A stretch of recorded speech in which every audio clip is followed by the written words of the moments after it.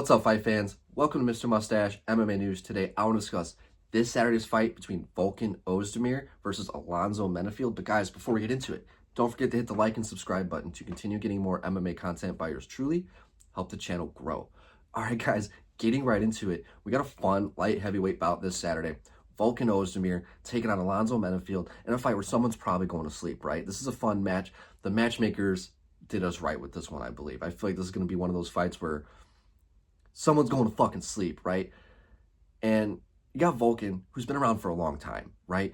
And if you guys remember, this dude fought for a fucking title, right? It didn't go his way. Don't get me wrong, it didn't go his way. But there was a time where this man was 15-1, coming off a massive victory over Jimmy Manuwa.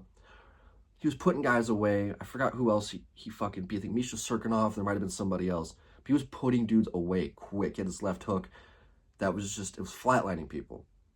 And then at the time, the champion was Daniel Cormier.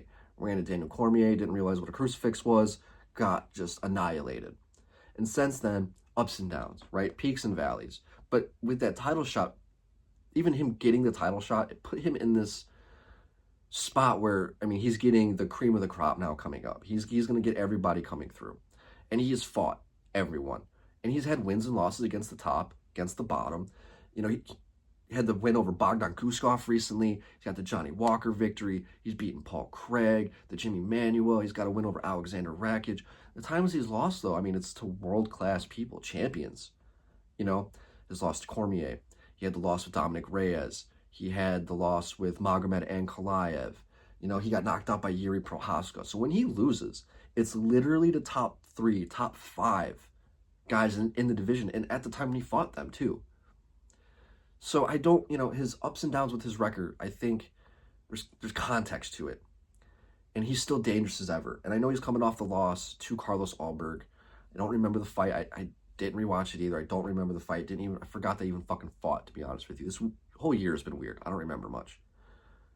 But I think the fact he lasted against Ulberg so long, he didn't get finished by him in that fight, I think has more to say. But I feel like that fight was boring. Something tells me that fight, I don't remember it, but something tells me that fight was boring as shit. But here, you know, against a guy like Menifield, who riding a 2-fight win streak, right? Beating a couple prospects, showing his veteran ability, his ability to have just more of an IQ than some of these other up-and-coming guys. He's been there. He's been around, right? He's had ups and downs. The fights with Jimmy Crute. You know, he had the 2 knockout losses to Asmat and Carlos Ulberg. So times where he's fought really technical, tough strikers hasn't gone his way, but he has this really good ability of just grit, heart, will, determination, all those things. Good takedowns, good wrestling. He makes things interesting. He has knockout power. So he's thrown a lot at you, but he's a little wild, right? It's a little wild. And I think that in those moments, I think Volkan Oezdemir can kind of get a hold of him and just punish him. It's hard to explain, but Volkan has great leg kicks, and I could really just see him just going out there and just slowing the fight down on Menifield and kind of making him fall on his own sword, I guess, right? I can see Menifield just getting a little hasty and just getting caught in the process. And a guy like Volkan, you don't want to get caught by him. And one fight where this is kind of like, I think Volkan is a good example of how I realized how good Yuri Prohaska was. When he burst into the UFC scene, I didn't know much about Yuri. I didn't know much about him at all. When I saw him making his debut against Volkan Oezdemir, I was like, you know, Volkan's a tough dude. You're making your debut against him. That means one of two things. The UFC is done with Volkan, and they want to put up this other guy to show everybody how good he is. Or they just want to give that guy a test to show, like, hey, this is the UFC level. Like, you're coming in, you know, you were the champ over at this other organization, but you're coming in here at the UFC. Let's see how you do against Volkan Oezdemir, right? And he passed that test with flying colors. Took everything that Volkan had, played mind games, and went out there in the second round and found the kill shot on Volkan. And that was where I realized how good Yuri was instantly. Instantly, I'm like, oh, this guy's a fucking problem. More than a fucking problem.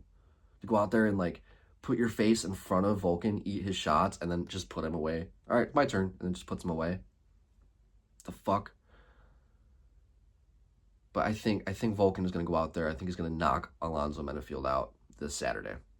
But guys, I'd love to hear your guys' thoughts. Who do you guys have? Menifield, Oezdemir, Love to hear your guys' thoughts. But that's going to do it for today, guys. Mr. Mustache, MMA News out. Let's fucking go, fight fans.